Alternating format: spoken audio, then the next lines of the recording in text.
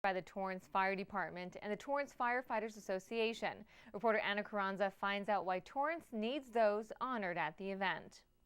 This is the Torrance Fire Department and the Torrance Firefighters Association's opportunity to say thank you to community members that have made an enormous difference in the community, whether it's by emergency response or their continued support, both time and resources. It's all about giving back to the community. Friedman was one of many community leaders who helped honor ordinary heroes. Mayor Scotto was also in attendance, and he believes Torrance needs people like those who were honored.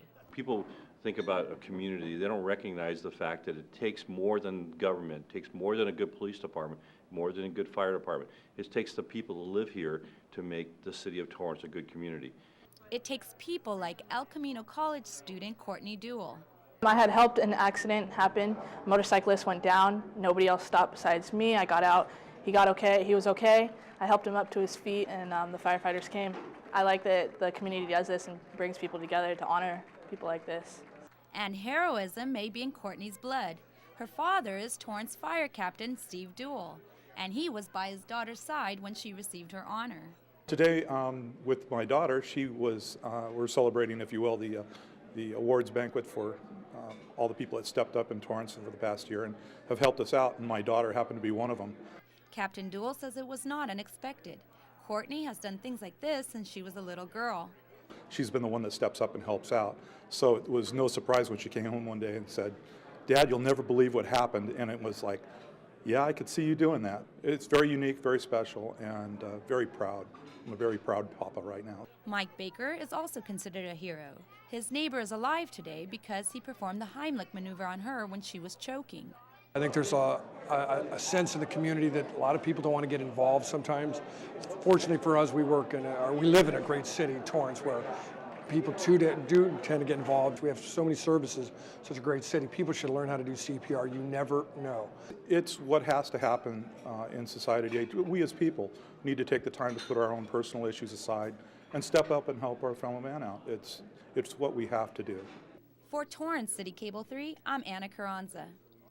And for more information on the Community Service Awards, go to TorranceFirefighters.org.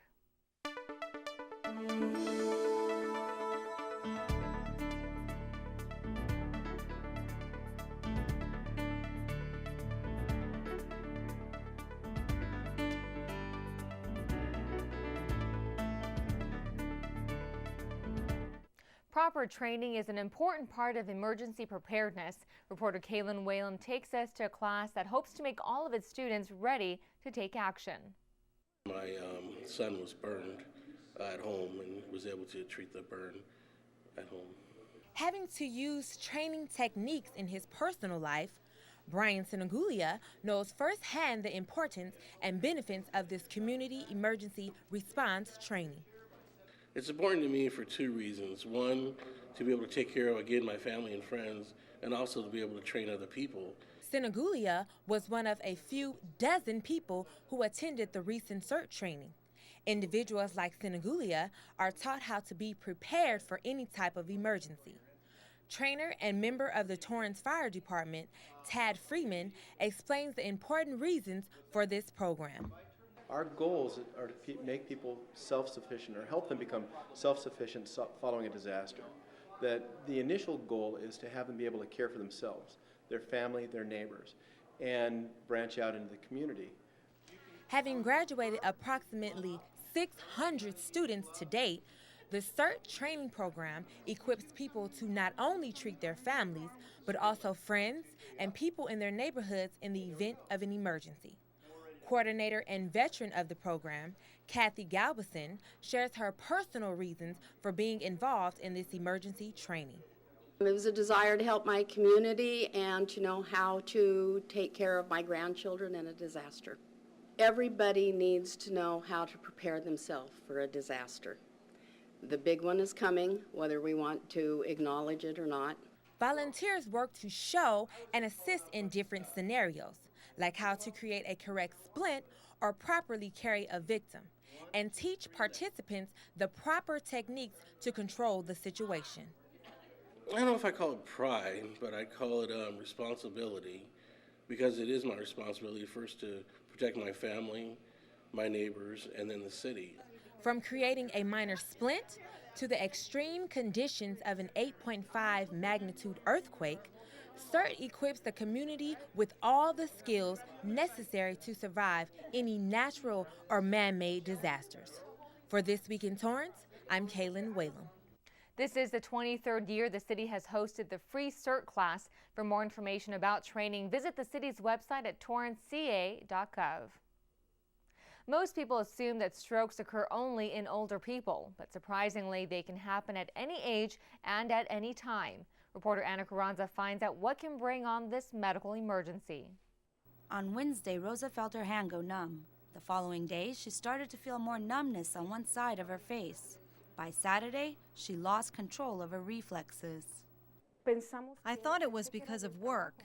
I thought for my age, why would I get a heart attack or something like that? I never thought that could be. Never expected it. One of the myths about having a stroke is that it doesn't happen to young people, when in fact, 1 out of 10 people who have a stroke are under the age of 45. With the help of her doctor, Rosa began to understand the factors that contributed to her stroke. Her cholesterol was high. She has this clotting disorder that she was not aware of, and she was wearing a birth control patch, which we know is a risk factor for the formation of blood clots. The factors for stroke in young adults are different from those in older adults. In younger people, we look at autoimmune disorders such as lupus or juvenile rheumatoid arthritis. We look for clotting disorders. We also look for cardiac abnormalities, an irregular heartbeat. A stroke is basically an interruption of blood supply to any part of the brain and is sometimes called brain attack. Hypertension remains the #1 risk factor for strokes. Other factors are diabetes, family history, heart disease, and high cholesterol. Certain medications increase the chances of blood clots and therefore the chances of suffering a stroke. How do you know you're having a stroke? Dr. Amin explains. We like to use an acronym called ACT FAST. Okay, ACT means just act. FAST stands for facial asymmetries. So if you look at somebody's face and they have a droop, or if you look in the mirror and you don't feel quite right. Arms, you can have somebody raise their arms and see if that one falls away or drifts, or one side's weaker than the other. The S stands for speech. Does somebody's speech sound coherent, or is it a little slurred? The T stands for time. FAST, time. Time is critical. If you see somebody with those symptoms, or you recognize those symptoms in yourself, you need to get to the nearest emergency room immediately. Rosa has made a full recovery. She eats healthier than she did before and even quit smoking. I would tell young people to watch their eating habits, to get checkups, check their blood and their cholesterol. And if it's a little high, to try to keep it at a normal level, because you can get a scare like this. Whatever your age, if you're experiencing stroke symptoms, the faster you get diagnosed, the better your chances for recovery. For CitiCABLE 3, I'm Anna Carranza. Thanks, Anna. Remember, a stroke is a medical emergency. Immediate treatment can save lives and reduce disability. Call 911 or seek immediate medical attention at the first signs of stroke.